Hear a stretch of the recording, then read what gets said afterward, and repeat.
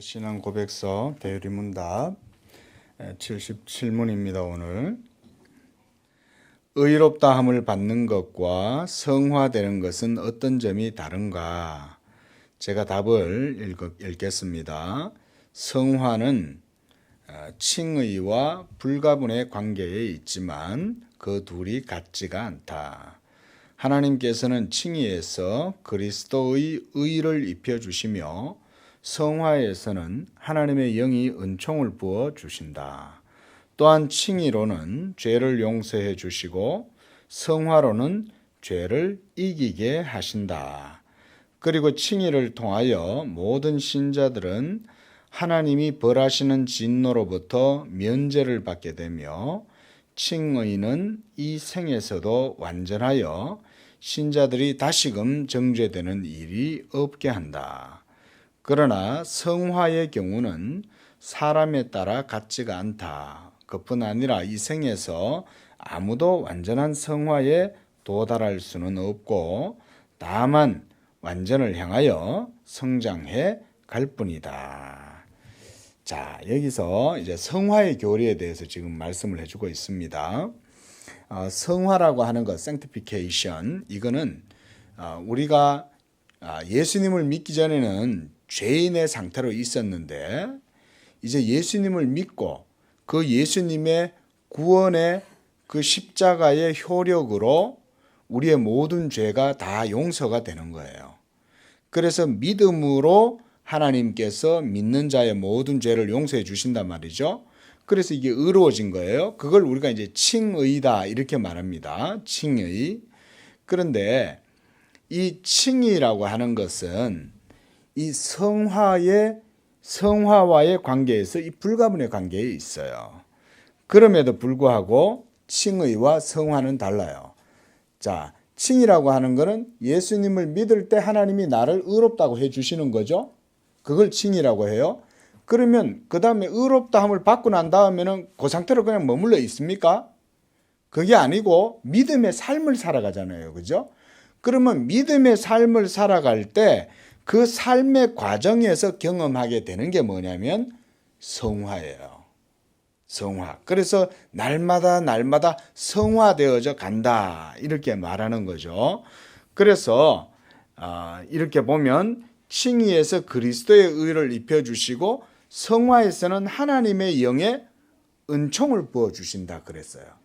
그러니까 성화의 삶은 성령의 인도하심 속에서 이걸 누리는 겁니다. 그래서 또한 칭의로는 죄를 용서해 주고 성화로는 죄를 이기게 해요. 이 뭔 말이냐면 우리 예수 믿는 사람들은 죄 사함을 받았다고 해도 여러분 속에는 여전히 죄가 있습니다. 우리가 이걸 남아있는 죄다 이렇게 말해요. 이 죄가 우리가 죽고 천국 가는 그때까지 이 죄는 항상 우리 육체에 남아 있습니다. 죽을 때까지 이 죄는 우리 몸과 함께 있어요.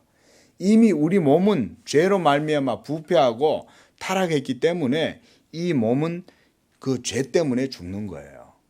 만약 여러분들의 몸 속에 죄의 요소가 없으면요, 여러분 몸은 썩지 않고 죽지 않습니다. 그런데 이 죄의 힘 때문에 우리의 육체가 날마다 쇠하여져 가는 거예요.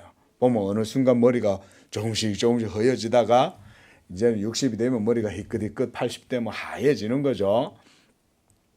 그건 전부 다 우리의 세포가 죄로 말미암아 사가져 가는 겁니다. 그런데 성화는 그러면 뭐냐? 성화는 우리의 영혼이 날마다 그리스도의 진리를 깨닫고 그 하나님의 은혜 안에서 우리의 영혼이 하나님을 알아가고 그 하나님을 알아감 속에서 우리의 영혼이 점점 성장하는 거예요. 그래서 성화의 삶을 추진시켜주는 힘은 뭐냐면 하나님을 아는 지식에 있어요. 하나님을 알지 못하면 성화의 삶을 못 살아요. 예수 믿고 구원받았다라고 말은 하는데 그래서 구원받았다라는 생각을 갖고 있어도 도무지 그 믿음이 자신의 삶을 거룩하게 변화시키지를 못해요. 여러분들의 삶이 변화되려면 결국은 그리스도를 알아야 된다. 그러나 이러한 성화도 이 땅에서 완전하게 이루어질 수 있는 사람은 한 사람도 없습니다. 아무리 유명한 목사님도 성화 안 됩니다. 100%다 성화 안 돼요. 성화의 과정에 있긴 하지만 우리가 그 영화의 상태는, 완전한 영화는 천국에 가서나 우리가 누릴 수 있습니다. 그래서 우리는 완전 성화다 이런 거 안 믿습니다. 지상에서의 완전 성화. 어떤 교단에서는 이 완전 성화 교리를 주장을 해요.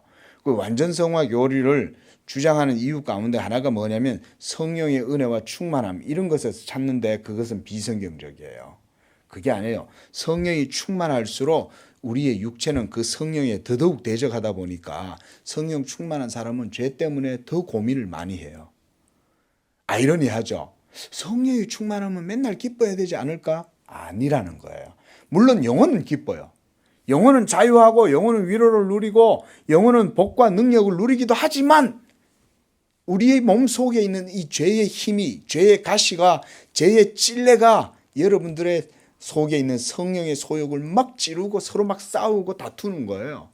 그래서 이게 바로 로마서 7장에서 사도 바울이 그렇게 얘기하잖아요. 그렇죠?